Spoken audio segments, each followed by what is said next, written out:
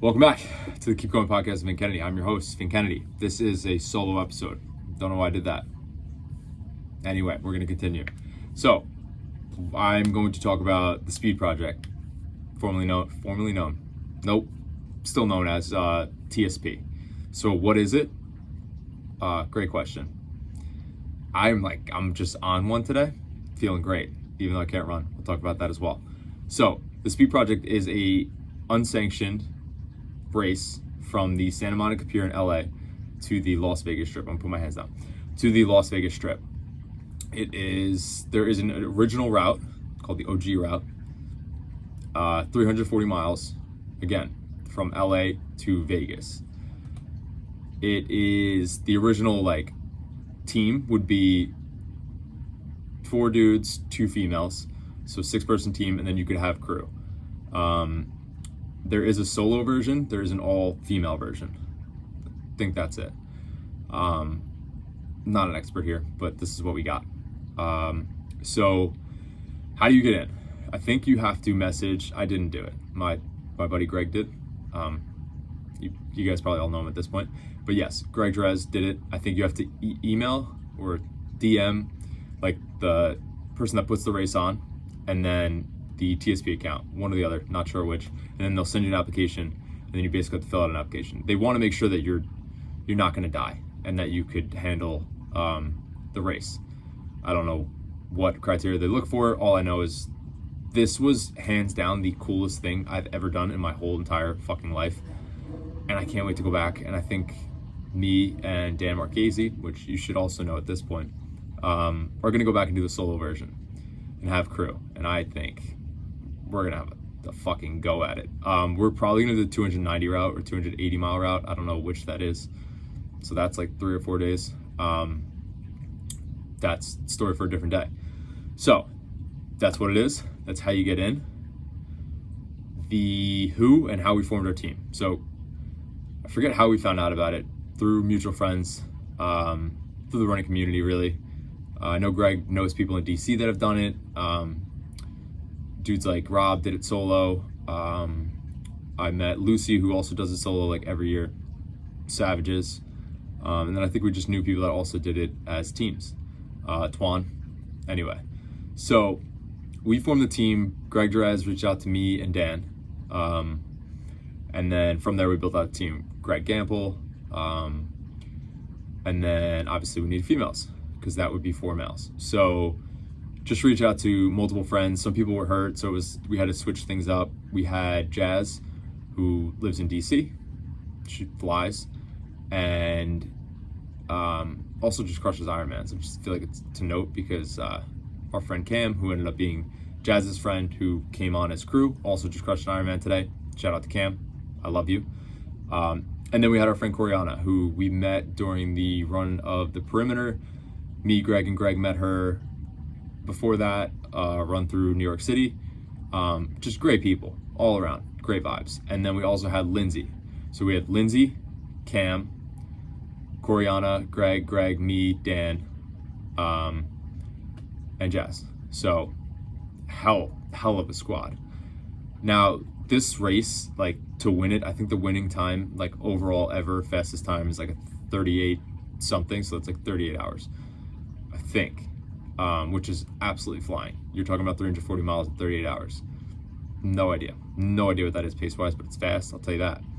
So what it really is, or how we structured it, is we had an RV, who they kind of set you up with getting the RV, and then we had a pickup truck. So what we would do is, in the beginning, the whole time, the truck would be with the team that was running. We split our team into 2 different teams. So it was 3 runners and 1 crew. The crew would drive, but there was you could switch off and help the crew out with driving or whatnot. So we would split it up, and then you were doing, I think it was 36 miles, so 12 miles a piece per leg, and then the RV and truck would swap. So in the beginning, we were doing 3-mile clips, and we would just switch out. So I would run 3 miles, Jazz would run 3 miles, Greg Gamble would run 3 miles, then I would go again until we hit 12 miles each. Again, totaling 36 miles. Awesome time. So, to backtrack a little bit, personally, I've been doing like way higher volume. Just been having a lot of fun though. So whatever. But with that being said, I knew I was kind of like, I wouldn't even say overdoing it because nothing was hurting until like a couple weeks ago I had a back issue. And I was like, oh, maybe I'm overdoing it. But I was having fun. It went away, got good sleep. And then my sleep started to change and I started to get worse sleep, with just different stuff going on. And then I started getting this Achilles like flare up, the tendonitis issue. So that happened probably the week before or 2 weeks before. And then Sunday would come, I'd get good sleep, it would go away. Then when we flew to Cali, obviously woke up early, the night before didn't have great sleep, just like work and schedule wise and stuff just wasn't great. So I knew that my Achilles at some point is probably gonna give me an issue during this race, but this is an experience that I'll never experience again, or I will now, but you don't know. So I was like, fuck it. I'm not one to like break myself to do things. That is definitely an old version of me kind of thing. But this was like an experience that I didn't want to miss on. And I also knew that like I could get through a majority of it. And then like when it hurts, we'll assess then. So that's where I was at. So we got to Cali. Now we're in Santa Monica, which was cool. Never been in California. It was awesome. We had a hell of a time. We ran Santa Monica Pier like every day. Ate good food, walked around, just like awesome stuff. And then in Cali, we were like, all right, we'll run a marathon on like Wednesday. And Wednesday came, and luckily we only did 15. And towards the end of the 15, I could definitely feel my Achilles. And then it kind of just like went away. So I was like, okay, that was weird.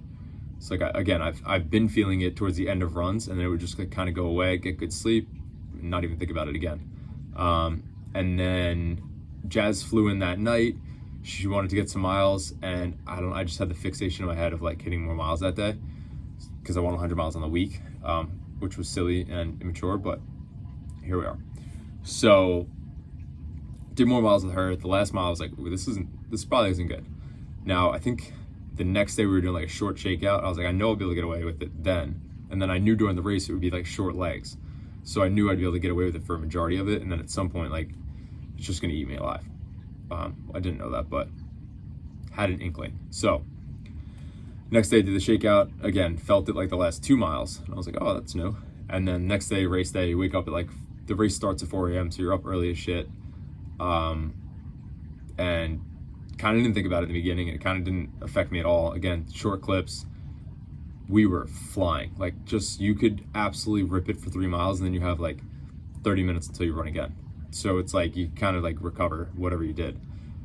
So unintentionally PR'd my 5K, PR'd my mile, just had an absolute blast. I've never personally raced, like really raced where I'm currently at either one of those distances or tried to PR them. So like, not that it wasn't hard, but I've never done that. And obviously throw me in a situation like this and like recipe for it to happen. So that was awesome. Then more of the race breakdown. So again, you start in LA, you make your way out to Vegas. So you're going through like a lot of desert, a lot of like just lonely road. And the scenery is absolutely incredible. You go through Death Valley. It was just, there's so much, like even pictures don't even do it justice. Like this was like the most present in an experience I've ever been in. I think it was because of like the scenery, because of doing something that I love, and then also like with people that just get it and that I love.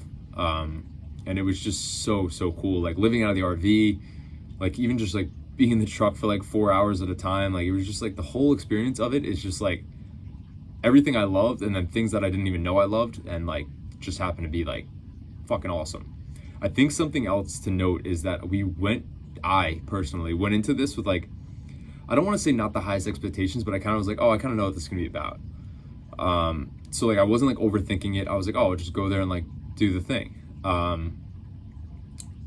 Again, like I run long every weekend. So like I was like, oh, like 50 miles with some people, like this is kind of like what we do every weekend. And like leaving room for like the fun of this experience and like the just free form of it to be whatever it was going to be was like the best thing that I could have ever done. Because I feel like personally I attach expectations to things, and then you almost like don't even give things a chance to be what they could be because you have such strict expectations on them. And this was like the opposite. And this was I think that's also something that coupled it and made it like the coolest experience ever. But yeah, I mean, there was just so many laughs and so many, like, it was just good vibes all around. And it's like, you're not really sleeping.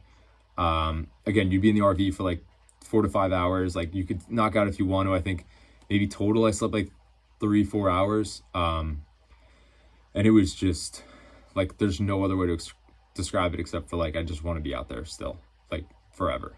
Like, just trap me out there. Yeah, it's just like, there's not much to say. Like, a couple of really vivid points for me, was just like, even like the brief encounters, like switching off and seeing the whole team together. Like, that was always fun.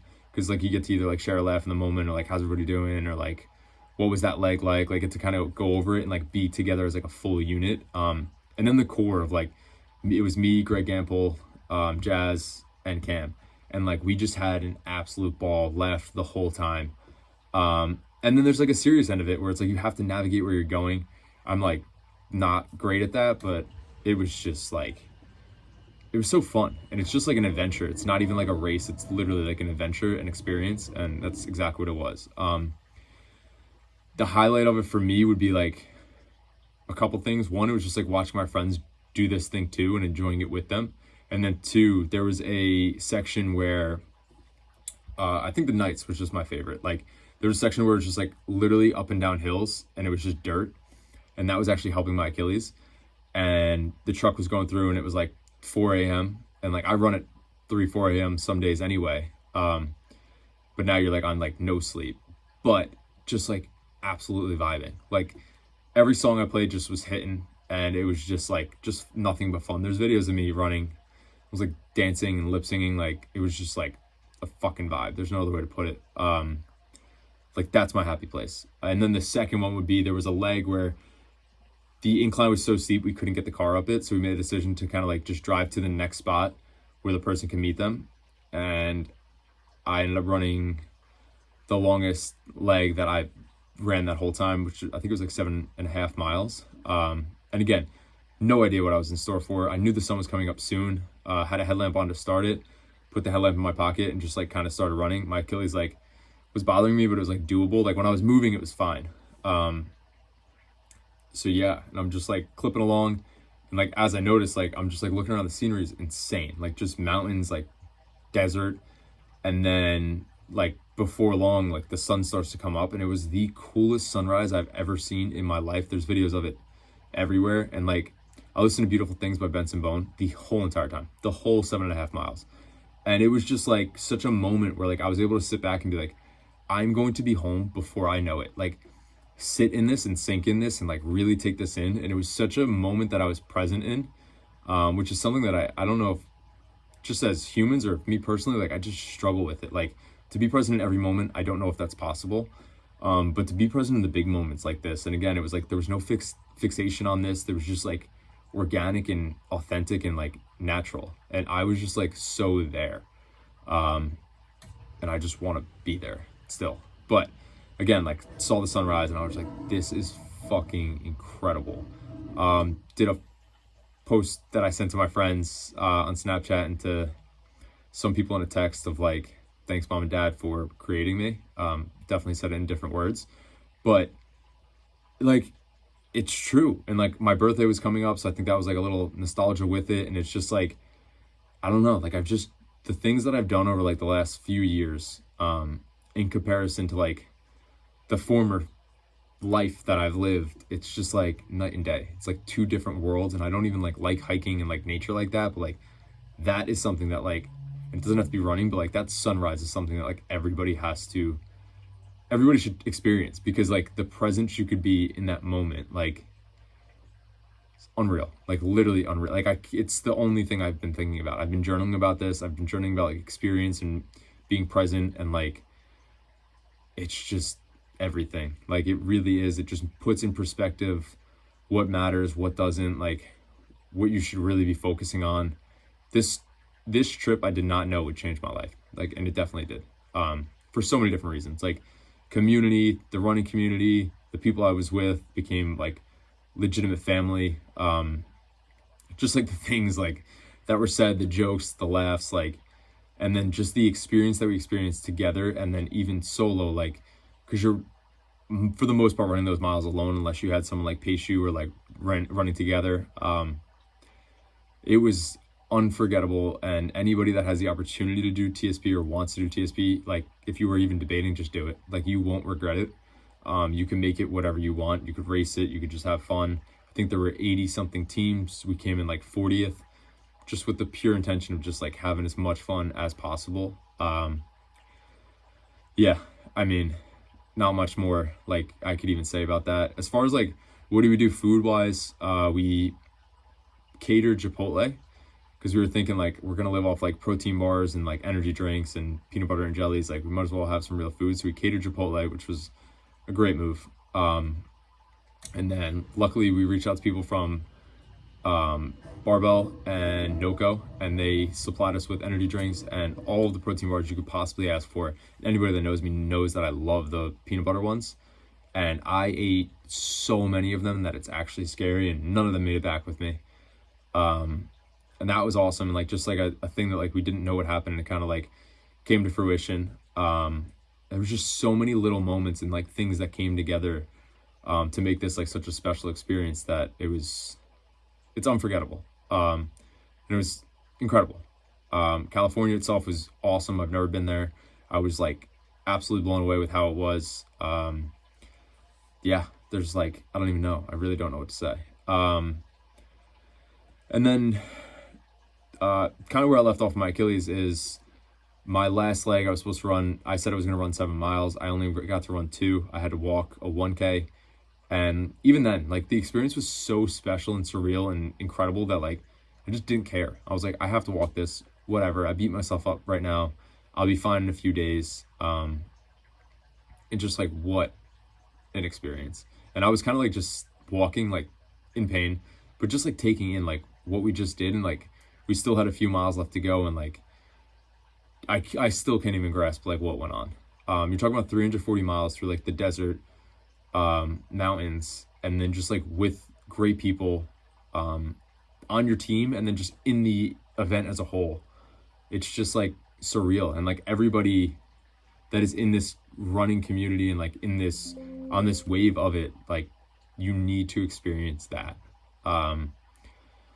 Yeah, there's just like so many things rattling through my mind. I probably should have waited to make this episode. I think I was just like excited. But yeah, it was incredible. Like so much fun. And I know I keep saying that.